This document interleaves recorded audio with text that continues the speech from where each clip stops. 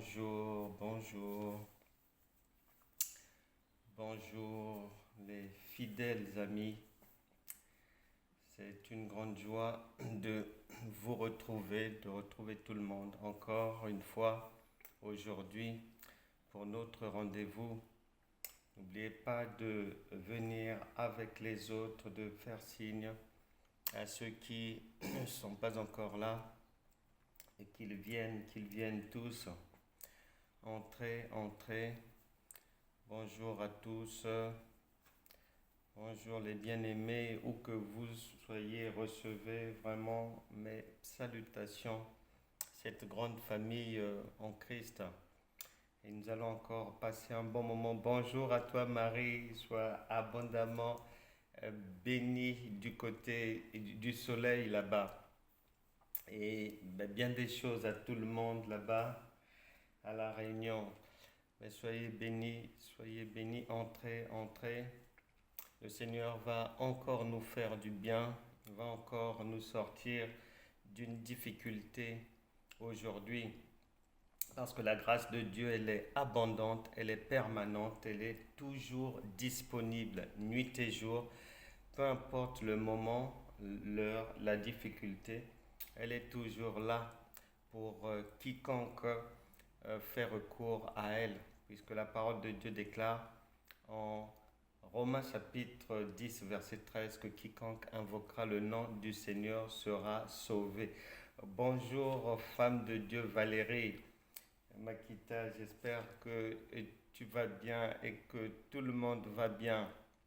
Et je rappelle à tous que nous avons notre rendez-vous qui prend plus de temps chaque samedi à 19 heures heure de Paris, pour un enseignement plus profond, parce que la Bible déclare que la foi vient de ce que l'on entend, et ce que l'on entend vient de la parole de Christ. Maintenant, tout n'est pas d'entendre, mais il faut comprendre ce que la parole de Dieu dit.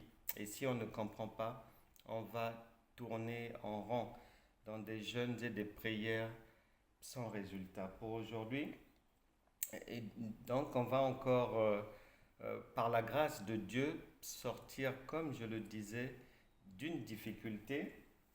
Et on a une pierre angulaire qui nous attend en Romains chapitre 8, versets 16 à 17. Et le Saint-Esprit, pour lui, sa volonté est que quiconque souffre d'une maladie, quiconque souffre du cancer, puisse en sortir aujourd'hui. Et c'est très simple, contrairement à ce que beaucoup ont pu accepter ou faire croire, la grâce de Dieu, elle est pour en bénéficier. Il n'y a pas besoin de souffrir, il n'y a pas besoin de gymnastique. C'est très très simple. Soit c'est la grâce de Dieu, ou soit ce n'est pas la grâce de Dieu et c'est la grâce humaine. C'est là où il faut gémir, il faut souffrir, il faut suer. Non.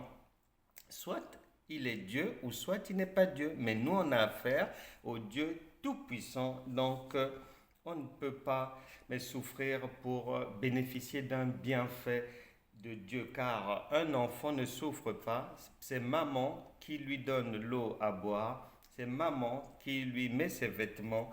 C'est maman qui l'aide à marcher. C'est maman qui fait tout pour lui. Telle est notre relation avec Dieu. Aujourd'hui, notre pierre angulaire est en Matthieu chapitre 8, versets 16 à 17. Il est dit ceci. Le soir, on amena auprès de Jésus plusieurs démoniaques. Il chassa les esprits par sa parole et il guérit tous les malades. Il guérit tous les malades. Et jusqu'aujourd'hui, il le fait. Peu importe la maladie, peu importe le nom que la médecine a donné à cette douleur, Dieu ne se soucie pas de cela. La priorité du Seigneur est de nous sortir de toute douleur, de toute souffrance. Et il ne faut pas limiter Dieu. J'expliquais à quelqu'un hier, quand je l'écoutais, et souvent c'est le cas, quand on écoute certaines personnes, certains croyants qui sont même dans le chemin de la foi depuis même 30 ans, 25 ans, quand on les écoute, ben, on est triste parce que ils ont humanisé Dieu. On a fait Dieu vraiment petit, on l'a ramené à la hauteur d'un homme. Non, il faut le laisser là où il est. Il n'a rien à voir avec les choses humaines, il n'a rien à voir avec les choses physiques, il n'a pas de limite. Lorsque nous déclarons, lorsque nous confessons, lorsque nous prions comme cela, peu importe le problème de la personne, même les confessions, les prières passées, tu les récupères, tu résous ton problème avec. Il est omniprésent et il est omniprésent par sa parole aussi. Il ne va pas changer. Hier, nous avons fait certaines prières, tu les récupères, tu envoies même à quelqu'un où que ce soit que la personne se trouve, elle va, une fois mettant en application ce qu'on a vu hier par exemple, ou les jours précédents, elle va sortir du problème. Il ne faut pas considérer Dieu comme un homme, un gamin, le ramener au niveau humain. Non, c'est le Tout-Puissant, il est sans limite et il ne change pas. Hébreux chapitre 13, verset 8, Jésus-Christ est le même hier, aujourd'hui et éternellement. La pierre angulaire, Matthieu chapitre 8, verset 16, dit qu'il guérit toutes les maladies.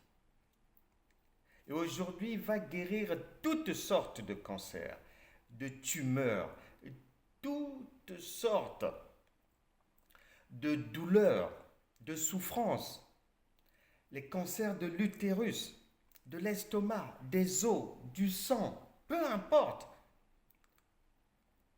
Il n'a pas de limite.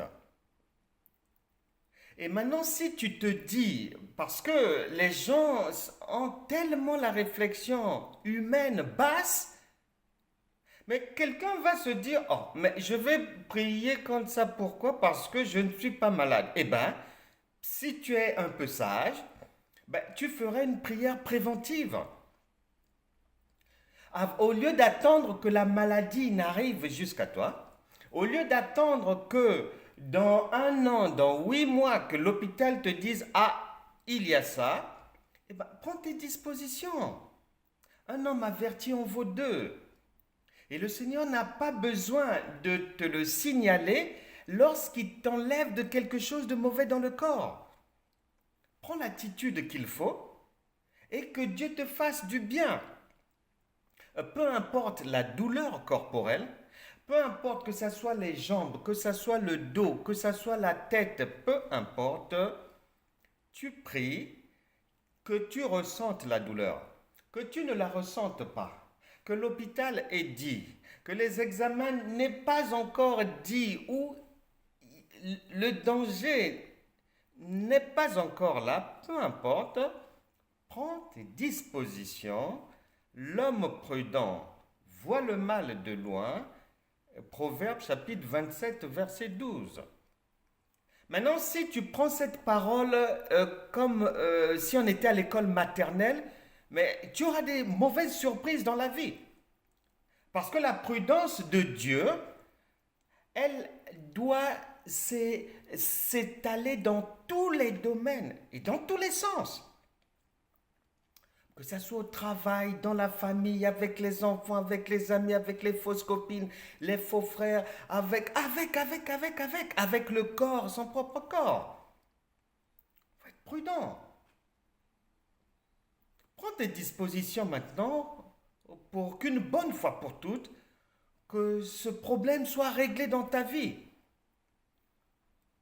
On entend ça et là chaque fois à la télé, c'est cela, il faut faire des tests, des examens, ah, mammographie, ah, ceci, attention comme ça, attention, la prostate. Donc, il y a comme une psychose. Eh bien, tu as l'opportunité là, maintenant, de te mettre définitivement et à vie à l'abri de cette psychose. Tu vas maintenant ouvrir ta bouche et ton cœur simplement, et Dieu va te faire du bien. Mets ta main là où tu ressens la douleur, mets ta main là où tu as mal. Si tu ne ressens pas la douleur, mets ta main sur le cœur. Le Saint-Esprit nous attend maintenant. Seigneur Jésus-Christ, nous voici devant toi. Seigneur, tu as dit dans ta parole que quiconque fait appel à toi, quiconque invoque ton nom, reçoit ton secours. Au nom puissant de Jésus, j'appelle maintenant la main divine à toucher toute personne ici présente. Que toute tumeur quitte le corps, toute douleur parte. Que toute souffrance qui a trop duré, tu t'arrêtes maintenant. Hémorragie étrange, tu t'arrêtes. Écoulement sans limite, sans fin, qui résiste à toutes sortes de traitements, tu t'arrêtes maintenant. Cancer des os, cancer du foie, des poumons, de l'œsophage, du sang, des lombaires, de la prostate, vous, cancer, où que vous soyez dans les corps, vous les quittez maintenant au nom de Jésus. Que la joie du Seigneur, la force, l'énergie physique, morale, la bonne santé, prévue dans les promesses divines, soit désormais le partage de tout un chacun. Que quiconque se trouve à l'hôpital sorte de l'hôpital aujourd'hui, au nom de Jésus. Amen. Amen.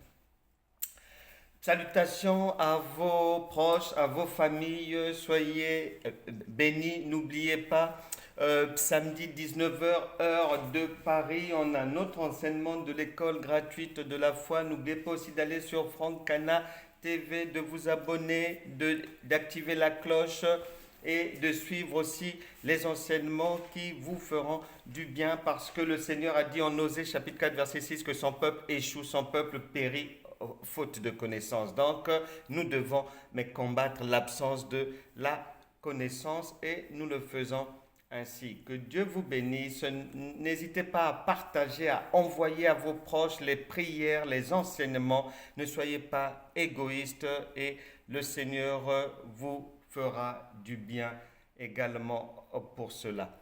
À demain. Bonne journée, bonne soirée.